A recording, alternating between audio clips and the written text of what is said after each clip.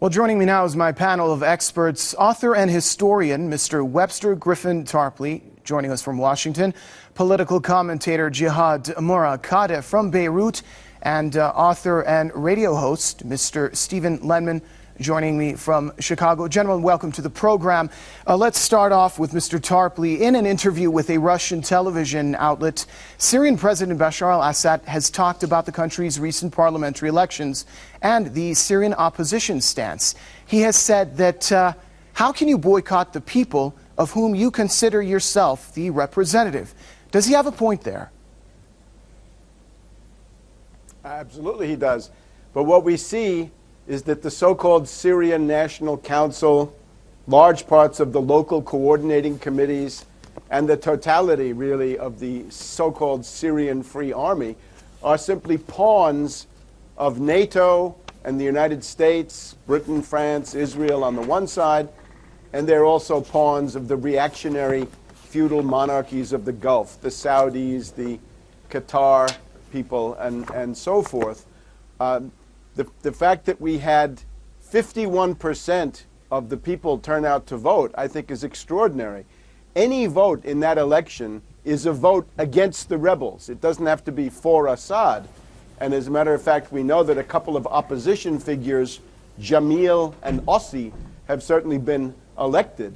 This was also the first election where there was no constitutionally prescribed power monopoly of the Ba'ath Party. But of course, the Syrian National Council takes orders from NATO, and the orders from NATO have been no compromise, no negotiation, because NATO doesn't want a peaceful solution.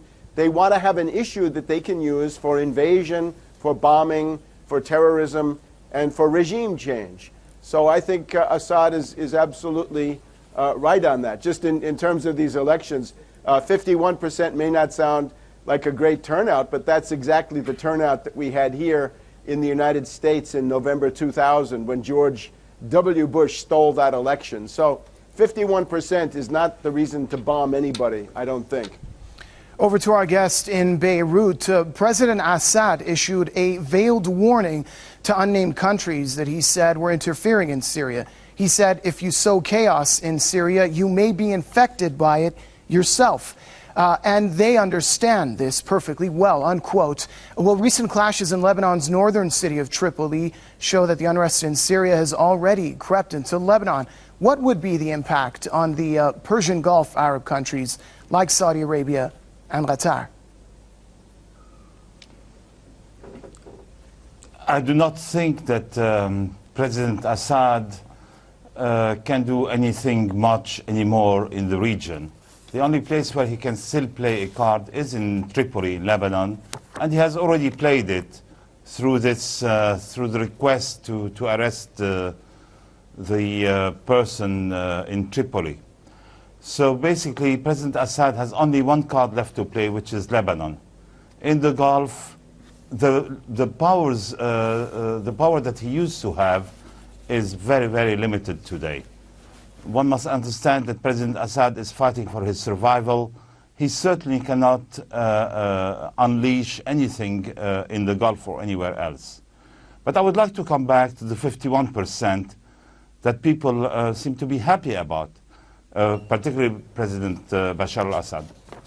51%, first of all, I don't know at what extent it is true, because anything coming out of Syria usually is quite well doctored. Second, 51%, I just wonder what is the percentage in places like Homs, Hama, Aleppo, Idlib. Was it really 51%? I mean, if you take the major cities in Syria, chances are 51% is not at all the case, just in case you would imagine that the 51% figure is true. So, no, I do not believe in a democracy under the shelling of the Syrian tanks. If anybody thinks that this is an acceptable democracy, I tend to disagree. Over to our guest in Chicago, Mr. Lenman. In your thoughts, what is the ulterior motive of Saudi Arabia and Qatar's involvement in Syria's unrest? Nobody believes they support democracy and people's rights in Syria because they, too, are suppressing pro-democracy movements in countries at home and in countries like Bahrain and Yemen. So what is it exactly that they want? Well, indeed so. Saudi Arabia is closely linked to the U.S. I agree with the Webster Tarpley across the board. I profoundly disagree with the guests from Beirut. Assad's status in the region is no different now than it was a year ago, 2 years ago. What's going on in Syria has got nothing to do with an uprising. It has everything to do with a Washington-generated, Western-generated, NATO-involved, Saudi Arabia involved, Qatar involved, Jordan involved, Israel involved, Lebanon's March 14th alliance involved, insurgency to replace him with a pro-Western puppet regime. That's what's going on. Assad is doing what any responsible leader should do. There is violence on the streets in the cities of Syria. Any responsible leader anywhere in the world, including in America, would confront it and stop it any way he or she could. I am outraged. I am outraged. Have you ever seen anybody in America bomb the cities? It's outrageous what you are saying, sir. Assad isn't bombing any city. No? You don't know what goes on in America. I do. I know what goes on in America. I have never heard about People anybody bombing any city streets. in America or in Europe or anywhere else. All right, Mr. Morakata, please wait your You turn, have sir. no Mr. idea Lemon, what goes on. can you finish off your comments, wait, please? Police It's- shoot it's- people. Police beat people. Continue, Mr. Lenman. I would like to observe that anybody who Well, went of to course, vote we're talking about Syria did right so now. knowing that they were risking their lives. People voting were risking their lives because the MO of the death squad sent in by NATO, these Al-Qaeda and foreign fighters that the Syrian government is now exposing, is that these are snipers operating from rooftops, from the tops of buildings. They're cowards, they're terrorists, they kill women and children. You can be sure that if you're going to vote in Syria, your life is in danger. So to find 51% of the people who are willing to vote under those circumstances, I think is a very important political fact. Now let me just add two more things. The political effect of the elections has been to accelerate the breakup of this self-styled Syrian National Council, right? The news of the last 24 hours is that the leader of it, this guy Ghalioun, who is a pedant from the Sorbonne, an academic, quackademic we might say, he is now quitting as the head of it because these NATO pawns can't get along. They were supposed to have a meeting in Cairo. The Syrian National Council boycotted the meeting because they didn't like the way the invitations were being sent out. This is absolutely crazy. Nobody in his right mind wants to go from an established government with Assad, whatever you think of him, to the total chaos of the Syrian National Council. The other point is, here in Washington, we've just had the Kurds being brought in. The State Department invited a Kurdish delegation, and the United States is inciting the Kurds to an armed, violent rebellion against the Syrian government. Now, this is something that people in Turkey ought to take notice of, because once that Kurdish operation gets going, there's no telling where it will stop, right? We've seen this again and again and again. We're told that the Turks are considering invoking Article 4 of NATO, that they want to be defended against a few thousand refugees. It's also absurd. But if the Kurds if Turks are willing to go down this road, they will find that it leads to the breakup of Turkey even more certainly than it leads to the breakup of Syria. So the Turks really ought to pull back.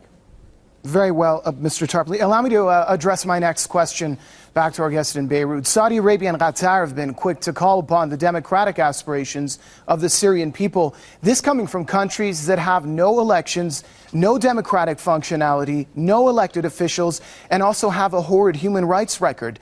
How do you explain their position on Syria?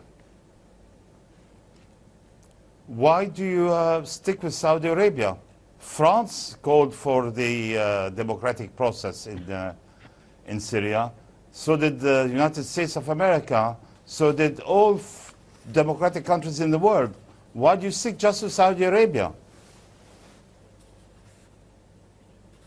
So no, I mean, let's come back to reality here. You have a regime who never knew what it means to have a democratic election, a regime where the people vote under the pressure of the Ba'ath Party and its instruments, which are the security services in Syria. People are not free to vote in Syria. If you are really talking about democracy in Syria, then by all means, get the Ba'ath Party out, get the security services out, and have an internationally supervised election. Then you will know, you'll get 80% people voting, and then you will know what the people are thinking. This is democracy. But you do not have democracy in totalitarian state. So Saudi Arabia, or not Saudi Arabia, it is totally out of, it's not at all the question here. Who is suggesting what? Well, why do you think Saudi Arabia? Why don't you say France? France is a democratic country. They are suggesting the same thing. Mr. Lenman, over to you, sir. First of all, if you'd like to add anything to the comments of Mr. Murakata, and also I'd like to get your thoughts on the issue of Syrian armed groups fighting the government, which are receiving significantly more and better weapons in recent weeks, an effort paid for by Persian Gulf Arab countries, including Saudi Arabia, as we mentioned now, and coordinated by the United States as well. These countries have been saying that they support Kofi Annan's six-point peace plan. How do you explain the contradiction in that regard? Well, I'm not quite certain what the Kofi Annan plan really is, because it puts the burden on Assad. It practically ignores, not entirely, but it comes close to ignoring the insurgency. As far as the Saudis are concerned, they are in a region of the world with Arab League despots, close U.S. allies. The Saudis are the worst of the lot. The Bahrainis right with them, the worst of the lot. They're close U.S. allies. Maybe the Bahrainis are involved in Syria as well. I don't know. But the Saudis have the deep pockets. They're bankrolling this.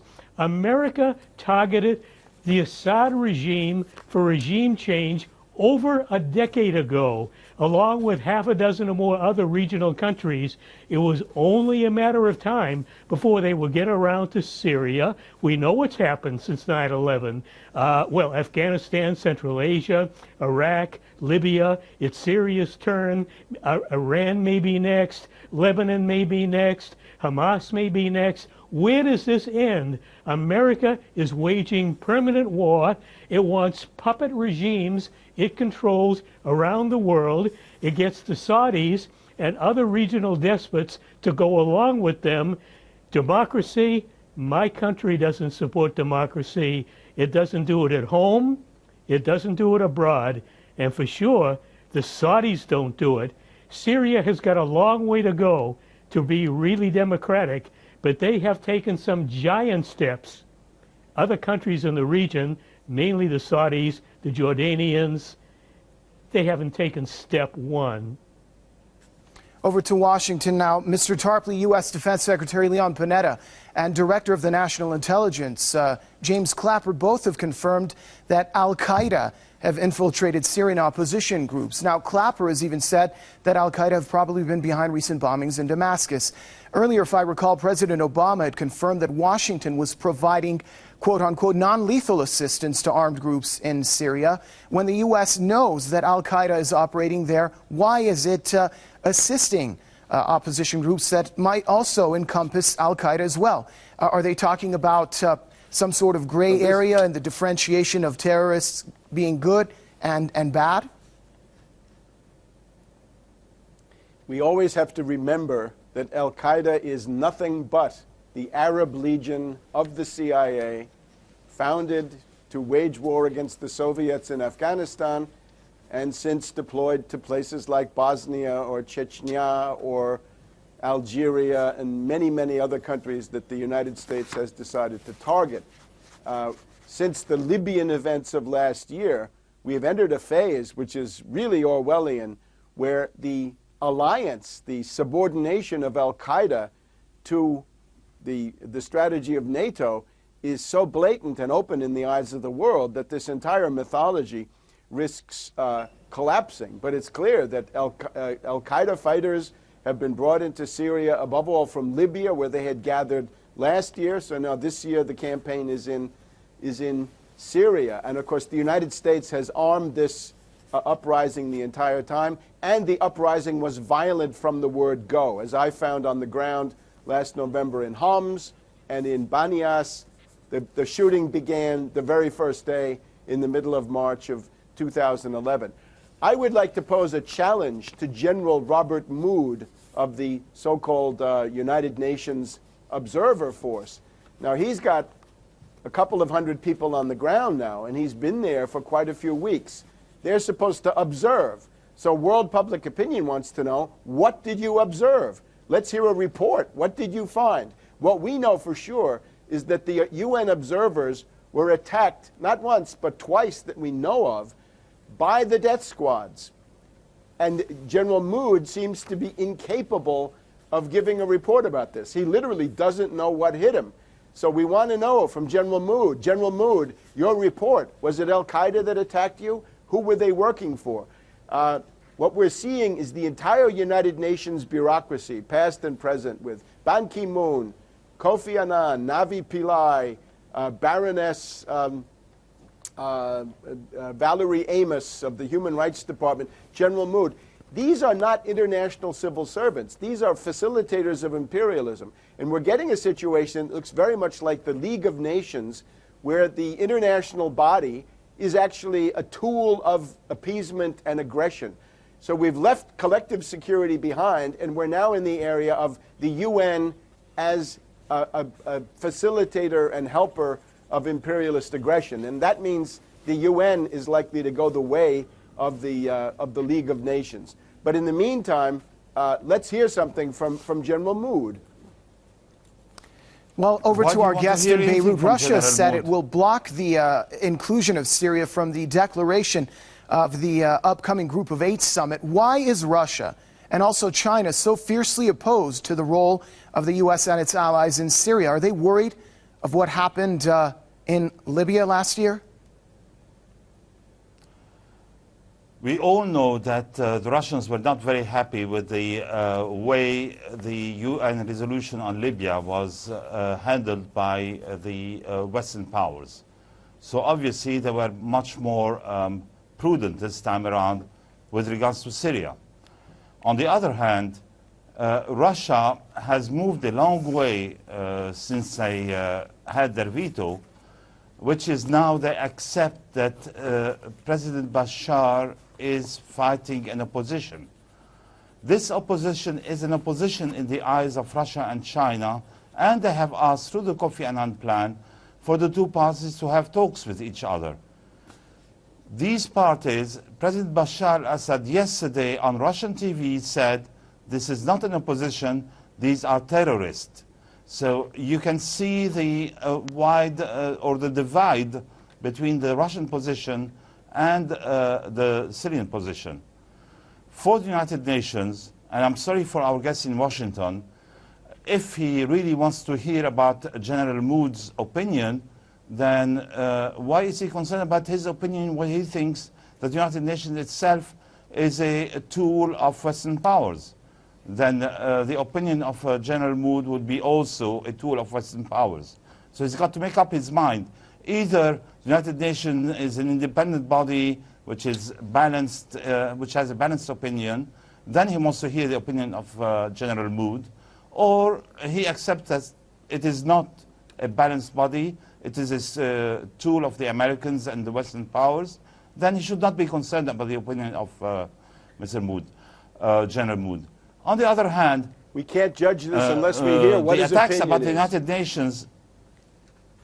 I'm sorry? My opinion, I'm totally against the opinion of the gentleman in Washington. What's going on in my Syria? Opinion, all right, Mr. Tarpley, why don't you add anything, if you have, to the comments just made by Mr. Marcata? I'm going to add. Well, I'm going to say that the way you read it about the attacks on the United Nations, okay, are not the fact of terrorists, as you may think. And I think the Syrian regime has got something to do with it, because the Syrian regime is not happy having the observers on the ground. Because the Syrian regime, for 1 month now, 1.5 months, has shown that they have not withdrawn their forces, their military forces from the cities, as they had agreed to with Mr. Annan. And going forward, I do not think, I think they're turning up the heat on the Syrian regime. After a 1.5 years of upsets in Syria, I think Bashar al-Assad has proven that he is incapable of keeping the ground. He still has not been able to manage the crisis in Syria, and therefore... I'd like to ask Mr. Tarpley to come in on the discussion and add anything if he has to your comments. Again, the observers are supposed to observe. We need a detailed report. What have they found? Have they found anything? Are they blind? Are they deaf? If they're attacked, don't they even know who did it? The problem, of course, is anybody can see, that if they gave an empirical report about what they found, they would have to report the presence of foreign fighters organized into death squads, directed by NATO and paid for by Saudi Arabia, Qatar, the Emirates. How about the Syrian regime? Of the Gulf states. Why not the Syrian regime itself? No state can be an aggressor on its own territory. The question of international peace and security is not posed. All right, gentlemen, sorry to interrupt you. Allow me to get a final comment in from our guest in Chicago. Mr. Lenman, do you have anything to add to what was just said?